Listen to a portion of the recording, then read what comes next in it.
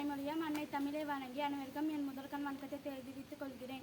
மனிதா, சாதனையோ காத்துக்கிருக்க சரித்திரங்கள் தன் பக்கங்களை உனக்காக இழுத்தேற்றியிருக்கிறது. போதைக்கு எப்போதும் அடிமையாகாமல் சுயமாய் மூளையை சிந்திக்க விடு. குடும்பத்தையும் நாட்டையும் முன்னேற்று.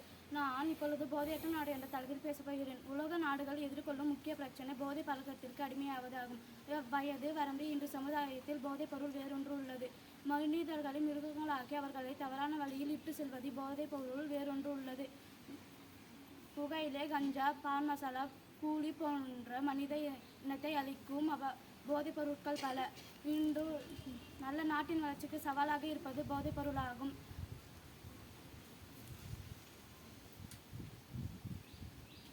போதைக்கு அடிமையாகி நாளடைவில் அவை உயிர் வாழ முடியாத நிலை ஏற்படும். போதைப் பொருட்களுக்கு அதிக அளவில் இளைஞர்கள் அடிமையாவதால் அவர்களின் எதிர்காலமும் நாட்டின் எதிர்காலமும் பாதிக்கப்படுகின்றது. ஒவ்வொரு ஆண்டு ஜூன் 26 சர்வதேச போதை ஒழிப்பு தினமாக கடைபிடிக்கப்பட்டு வருகிறது. போதைப் பொருள் பயன்பாடு மற்றும் சட்டவிரோத போதைப் பொருள் கடத்தலுக்கு எதிரான சர்வதேச நாளாக இது அனுசரிக்கப்படுகிறது. போதையற்ற நாடு இது. இளைஞர்கள் போதைக்கு அடிமையாவதால்